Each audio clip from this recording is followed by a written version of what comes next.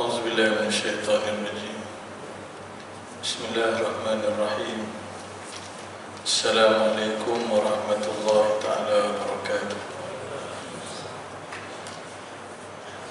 بسم الله والحمد لله والصلاة والسلام على رسول الله وعلى آله وصحبه ومن والاه. اشرح لي صدري ويسر لي أمري واحلل عقدة من لساني يفقهوا قولي. سبحانك لا علم لنا إلا ما علمتنا إنك أنت العليم الحكيم. اللهم يسر ولا تعسر يا كريم. أما بعد، قال الله سبحانه وتعالى: أعوذ بالله من الشيطان الرجيم. وذكر فإن الذكرى تنفع المؤمنين. صدق الله العظيم. Fadil Urusi Saf Kepimpinan Surau, tuan-tuan guru, para jemaah yang dirahmati Allah Subhanahu wa taala sekalian. Pertamanya syukur kepada Allah Subhanahu wa taala pada hari ini kita berada pada yang pertamanya keberkatan bulan Ramadan, yang keduanya keberkatan hari Jumaat.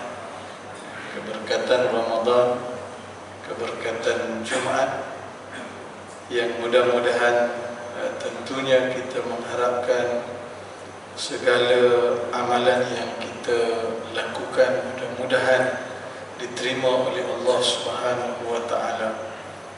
Almarhum Tuan Guru Haji Ni Abdul Aziz Nikmat, antara perkara yang diperingatkan ialah untuk kita melihat Ramadan dengan Ramadan, bukannya puasa.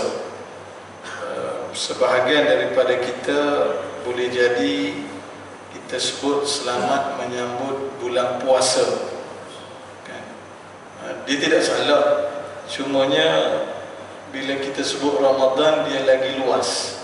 Bila kita kata selamat menyambut bulan puasa, seolah-olah kita meletakkan Ramadan itu hanya untuk puasa. Sedangkan bila kita lihat dalam hadis Nabi sallallahu alaihi wasallam, puasa itu sebagai salah satu yang ada dalam bulan Ramadan.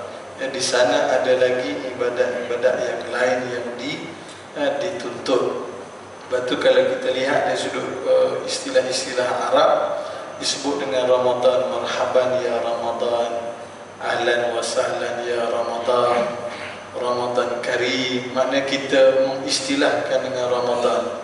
Tapi boleh pada orang Melayu selamat menyambut puasa. Jadi itu yang dia kira puasa beres, tapi baca Quran tak berapa nak baca.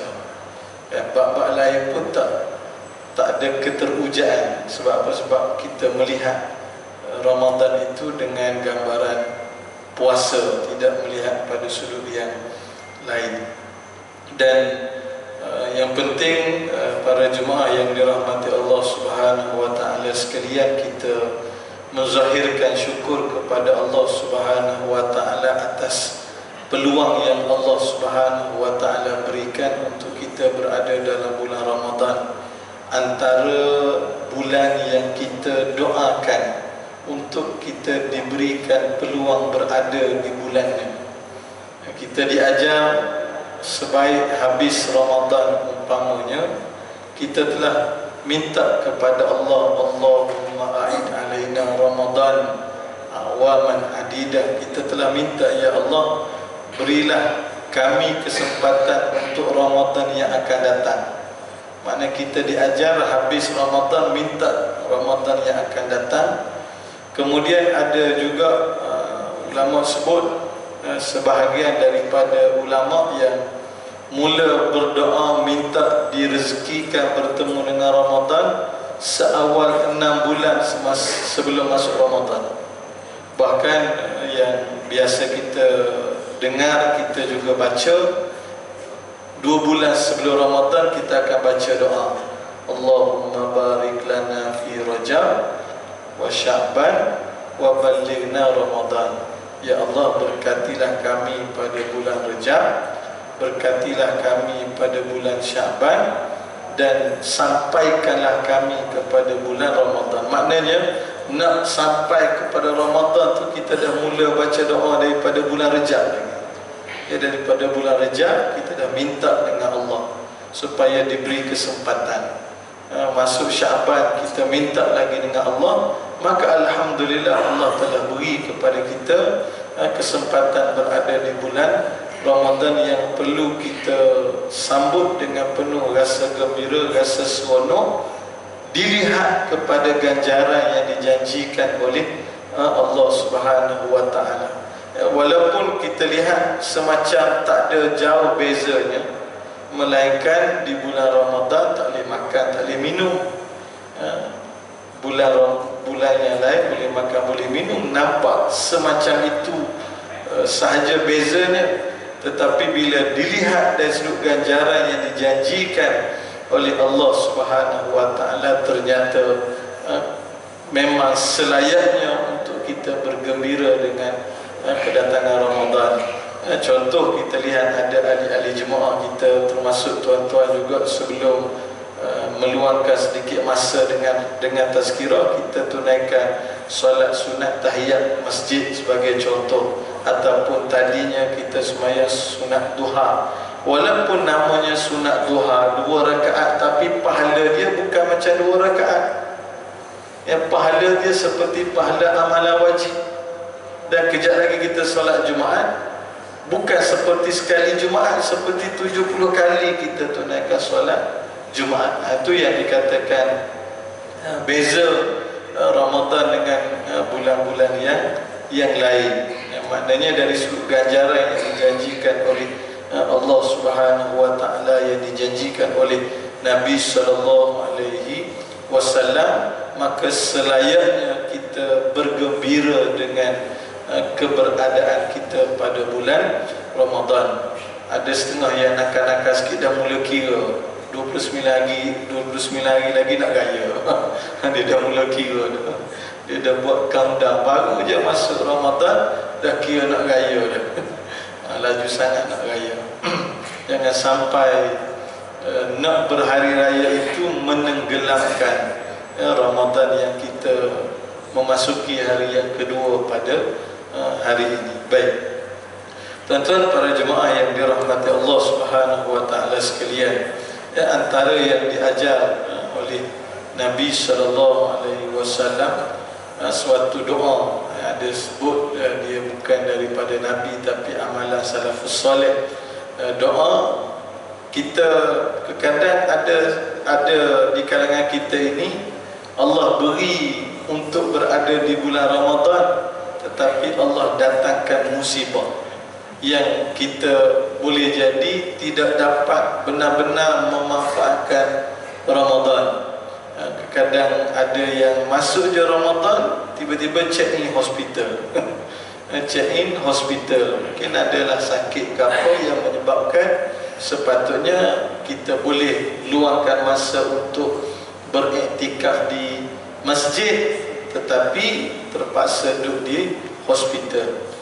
Kadang kita sendiri yang tak sihat, kadang ahli keluarga kita yang tak sihat. Sepatutnya kita banyak berulang ke masjid surah, tetapi berubah jadual jadi nak kena keluar masuk hospital. Ada juga begitu kan. Jadi sebab itu Nabi sallallahu alaihi wasallam yang juga menjadi amalan para salafus soleh membaca doa ini dalam Bayan Linnas.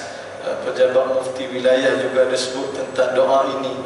Allahumma sallimna li Ramadan wasallim Ramadan lana wa tasallamhu minna mutaqabbala. Maknanya kita minta dengan Allah Subhanahu wa taala, wahai Tuhan, berilah kesejahteraan kepada kami untuk kita mendapat Ramadan, ataupun untuk kita berada dalam bulan Ramadan. Kena minta kepada Allah supaya kita dianugerahkan kesihatan untuk kita melaksanakan ibadat. Ada orang yang diuji dengan kesihatan, mari bulan Ramadan tak boleh puasa dia tak boleh puasa. Diuji dengan kesihatan. Ada orang pula diuji dengan tak boleh mari masjid kan, nak sembahyang pula berhalangan dan seumpamanya. Jadi kita minta kepada Allah supaya Allah berikan kesejahteraan kepada kita untuk kita mengharungi sebulan-bulan Ramadan. Wasallim Ramadan lana. Kita juga minta kepada Allah sejahterakanlah Ramadan untuk kami. Tadi kita minta supaya kita sendiri diberikan kesejahteraan. Kemudian kita minta juga kepada Allah Subhanahu wa taala supaya jadikan bulan Ramadan ini sebagai satu bulan yang memberikan kesejahteraan juga kepada kita. Dipermudahkan untuk kita menghidupkan hari-hari di bulan Ramadan yang tuan-tuan sekalian secara sedar ataupun tidak boleh jadi sebahagian daripada kita dengan barakahnya Ramadan. Kalau sebelum ini boleh jadi jarang-jarang mari masjid tunaikan solat berjemaah, paling tidak 2 malam dah dia tak miss solat isyak berjemaah di surau, pelas pula dengan solat witir, solat tarawih. Kemudian boleh jadi ada di kalangan kita yang jarang-jarang mari masjid subuh, dah 2 kali dah tak pernah miss subuh, masjid ataupun surau. Boleh jadi sebahagian daripada kita sebelum ini jarang-jarang solat tahajud, paling tidak dah 2 pagi dah solat tahajud tak miss. Alhamdulillah, syukur kepada Allah Subhanahu wa taala. Yang ketiga, kita minta kepada Allah Subhanahu wa taala dengan diterima amalan kita. Kita minta wasatasallahu minna mutaqabbala. Kita minta supaya amalan yang kita lakukan di bulan Ramadan ini diterima oleh Allah Subhanahu wa taala. Tuan-tuan, kita diajar oleh Nabi sallallahu alaihi wasallam, amalan yang kita buat ini walaupun zahirnya kelihatan ia amal soleh, tapi belum tentu diterima oleh Allah. Kan ada yang Nabi sallallahu alaihi wasallam sebut, kam min shaimin laisa lahu min siyamihi illa al-ju' wal atash. Dalam hadis yang lain, kam min qiyamin laisa lahu min qiyamihi, kam min qa'imin laisa lahu min rubba qa'imin laisa lahu min qiyamihi illa as-sahr. Yang Nabi sebut, ada orang yang Nabi kata berapa ramai orang yang puasa tapi tak ada pahala. Dia puasa tapi pahalanya tak ada. Ada orang yang dia bangun malam berqiyamul lail tapi tak ada pahala, yang dapat hanya mengantuk bangun malam. Lepas tu bila kita buat amalan, bukan mesti asal kita buat ya Allah terima, mesti nak kena menepati syarat-syarat yang melayakkan amalan kita diterima oleh Allah Subhanahu wa taala. Maka sebab itu kita minta kepada Allah amalan yang kita buat ini mudah-mudahan Allah Ta'ala terima. Yang mudah-mudahan Allah Ta'ala terima. Kita bimbang, kita penat, tapi tidak ada ganjaran yang dikurniakan Allah Subhanahu wa taala kepada kita. Antara yang menjadi syarat untuk amalan kita diterima ialah ikhlas kerana Allah Subhanahu wa taala. Dalam kita berpuasa tentulah kita ikhlas. Kita datang ke masjid, datang ke surau, tentulah ikhlas. Ada orang dia datang ke masjid, datang ke surau kerana takut orang tanya. Awal Ramadan biasa soalan yang kawan tanya, malam tadi terawih kat mana? Jadi kalau tak pergi kan nak jawab macam mana? Jadi pergilah, supaya apa? Kalau orang tanya boleh jawab. Maksudnya apa? Pergi masjid, pergi surau tu bagus dah, tapi kerananya itu tak berapa nak bagus. Kerana apa? Kerana takkan tak pergi awal Ramadan, tak pergi, dia yang kata ke orang. Apa orang kata, dia dah jadi apa orang kata. Itu yang bila masuk minggu ketiga ataupun dah minggu keempat tak pergi. Kenapa tak pergi masjid? Tak ada masalah, orang lain pun tak tanya dah. Maknanya seolah-olah kita hadir bukan semata-mata kerana Allah, tapi apa orang tanya, apa orang kata, apa kita nak jawab. Maka kita twist, kita ubah balik, kita perbetulkan datangnya kita ke masjid kerana Allah, datang ke surau kerana Allah Subhanahu wa ta'ala. Maka kita minta dengan Allah supaya amalan kita diterima. Dan antara yang diajar juga untuk kita minta dengan Allah Subhanahu wa ta'ala, Allahumma a'inna 'ala siyami wal qiyami wa tilawatil Quran. Juga kita kena minta kepada Allah supaya Allah berikan bantuan pertolongan kepada kita untuk kita menunaikan ibadah puasa. Menunaikan ibadah puasa pula bukan sekadar puasa tak makan tak minum. Ada setengah orang dia kira puasa sekadar tak makan tak minum, bab cakap duk merapu situ juga. Kadang apa nama ni, mata masih duk layan lagi gambar-gambar pelik, video-video pelik, telinga masih duk dengar lagi benda-benda yang mengarut. Tak jadi. Maka kita minta kepada Allah supaya Allah bantu kita untuk mendapatkan puasa yang terbaik. Yang keduanya kita minta kepada Allah Subhanahu wa ta'ala, Allahumma a'inna 'alal qiyam. Ya, kita minta kepada Allah untuk kita diringankan, dipermudahkan untuk menghidupkan malam. Siangnya kita berpuasa, malamnya kita bertarawih. Dan bukan tarawih saja, tarawih itu kita laksanakan, tetapi kita manfaatkan juga untuk tahajud umpamanya, kan, untuk kita melaksanakan solat sunat taubah. Kalau stamina panjang sikit, solat tasbih. Kalau tasbih ni dia sebab dia panjang sikit, jadi kalau baru-baru nak belajar, mungkin dia slow-slow dulu. Kalau baru-baru nak belajar, kena pula dengan solat tasbih, hajat pula mari qiyamul lail, tak mau dia. Kalau orang dah biasa, memang dia nak kepada solat tasbih.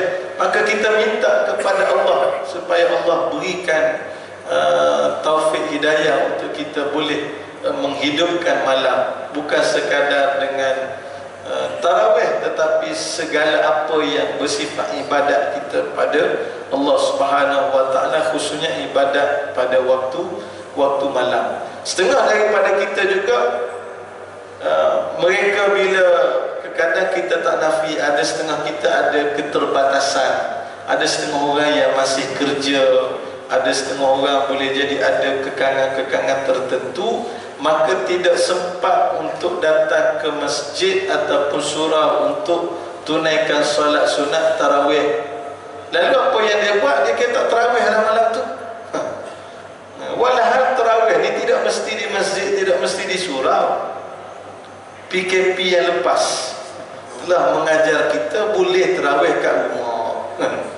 Kerana setengah orang dia ada begitu, tak tarawih kalau tadi, tak tarawih, tak ada lagi masjid. Ada tak ada lagi masjid, sembahyanglah tarawih kat rumah, tak ada masalah.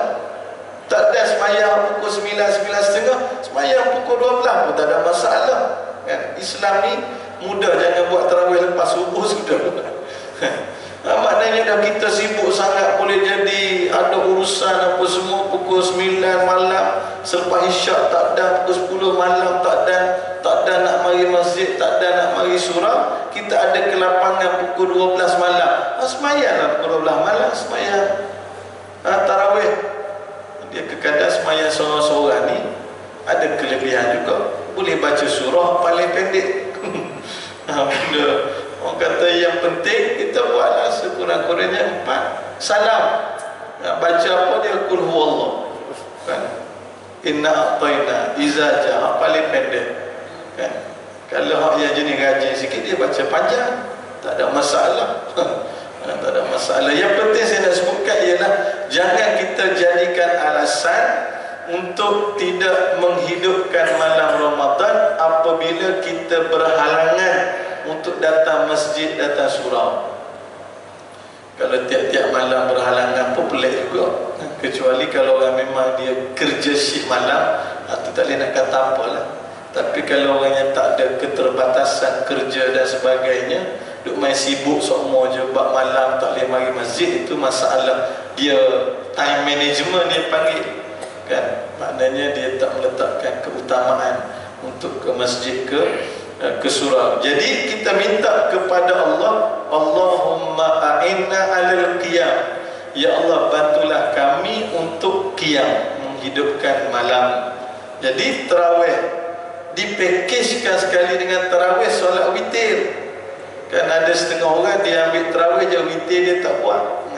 Witir dia tak buat. Kadang ada setengah, memang saya tak witir dekat surau, saya witir kat rumah. Tak apalah, hak witir berasingan. Ada setengah orang kat surau, duduk kat rumah pun tidak kan. Rugilah.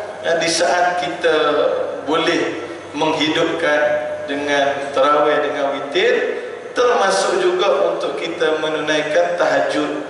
Alang-alang kita bangun untuk bersahur, ambillah masa tak lama pun dia tahajud ni atas kita. Kalau nak rasa panjang, baca Al-Baqarah, panjanglah jadinya tahajud. Kalau rasa nak pendek, baca Wal Asri dengan Izaja, pendeklah tahajud. Benda tak ada masalah kan? Benda kita boleh permudahkan. Boleh faqra'u ma tayassara minal Quran, bacalah mengikut apa yang mudah. Ada setengah orang terkadang kalau kalau solat sunat, kita jadikan juga untuk baca Quran. Maknanya katalah kita tahajud, kita letaklah Quran untuk kita baca sambungan di mana kita baca Quran harian itu.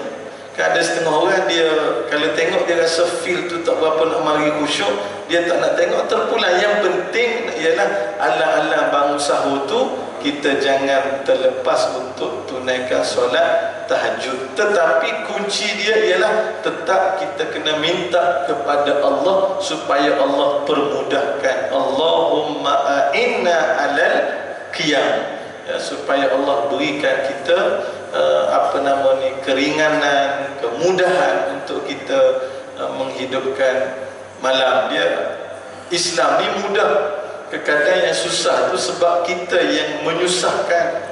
Ya, bendanya Islam tu mudah.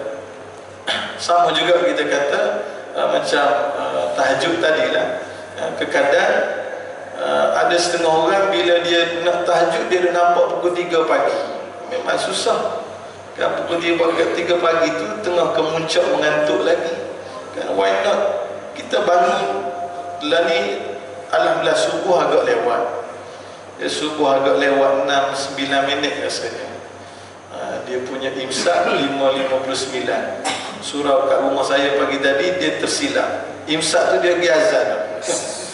Tapi tersilap imsak tak apa, jangan tersilap untuk iftar kan. Kalau iftar ya tersilap azan. Dia sempat Allahu Akbar, Allahu Akbar, lepas tu senyap. Dia sebenarnya dia nak buat announcement imsak. Dia tersilap, tak apalah kan. Baik. Jadi bila kita subuh lewat, maknanya kita ada masa kan, maka ambil peluang itu dan jangan lupa untuk minta pertolongan Allah. Sebab nak mengharap kekuatan kita sendiri, gambar mana orang-orang muda main bola 3-4 jam steady je tak penat, tapi nak semayang 2 rakaat, susah. Sebab apa? Sebab dia bukan kekuatan fizikal kita, tapi pertolongan daripada Allah. Kadang orang yang kita lihat berjalan pun terketar-ketar kan, tak berapa larat mana nak berjalan, tapi dalam bab semayang steady dia kan, steady. Sebab apa? Kekuatan itu bukan kekuatan kita, tapi kekuatan daripada Allah Subhanahu wa taala. Yang ketiganya yang diajar oleh Nabi sallallahu alaihi wasallam untuk kita minta ialah Allahumma a'inna 'ala siyam wal qiyam wa tilawatil Quran. Ya, minta juga pertolongan kepada Allah Subhanahu wa taala untuk kita ini diringankan, dipermudahkan untuk kita baca Al-Quran.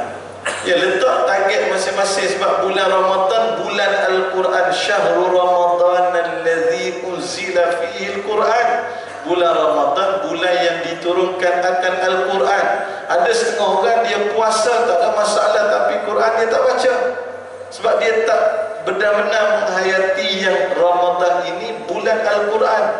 Ada setengah orang, alhamdulillah, mereka menghidupkan Ramadan dengan bacaan Al-Quran. Kalau ibu-ibu dia buat tadarus lepas subuh sebab geng-geng pencen. Kalau yang ayah-ayah apa semua ni dia buat tadarus lepas tarawih. Tapi tuan-tuan cuba tengok peserta tadarus agak-agak umur berapa? Peserta tadarus tu kebanyakan yang rambut-rambut putih, yang majoriti. Kita tak nafi ada orang muda menyertai juga tadarus, kita tak nafi. Cuma nak sebutkan ialah kita kena sedar yang Ramadan juga bulan Al-Quran, letak target sekurang-kurangnya 1 juzuk sehari, dan benda tu kena manage. Kalau kita silap manage, kita akan jadi kan, juzuk ni dah hari kedua, juzuk 1 tak habis lagi. Oh, jenuh kita nak kejar. Sepatutnya hari yang kedua kita cuba habiskan juzuk yang kedua. Dan benda ini kena minta dengan Allah supaya Allah permudahkan bagi kita untuk kita membaca Al-Quran. Kena ada strategi dia kan, kena ambil sikit sebelum subuh, ambil sikit lepas subuh. Dia pun jawab, oh, nak baca masa mana lepas subuh, terkejar-kejar nak hantar anak pula dah. Kita pun kata ambil masa sekejap baca lepas zuhur. Dia kata masalah dekat office, masa rehat sekejap je bulan Ramadan, nak baca masa mana? Ada semua alasan dia. Ada semua alasan. So habis pakai habis tak baca. Jangan sampai kita tak ada ruang untuk kita baca Al-Quran. Ya, orang-orang yang mungkin dia dah pencet ke apa, mungkin tak ada masalah, ruang ada banyak. Jawab kawan ni pula, sibuk juga nak hantar cucu sekolah, cucu pula. Jadi akan sentiasa ada kekangan dan seumpamanya. Maka sebab itu kita minta Allah permudahkan amal ibadah tu, biar Allah mudahkan untuk kita buat. Kan dari sudut bacaan Al-Quran antara yang utama selain daripada ibadah-ibadah yang lain. Sebab itulah tuan-tuan sekalian, sebagai penutup, kita dah hampir masa kecederaan untuk masuk waktu. Jadi kita bulan Ramadan, kita dah tahu kelebihan, kita tahu dari sudut apa yang perlu kita buat. Bagi lagi kita minta kepada Allah supaya Allah ringankan, Allah permudahkan. Wallahu a'lam. Wassalamualaikum warahmatullahi wabarakatuh.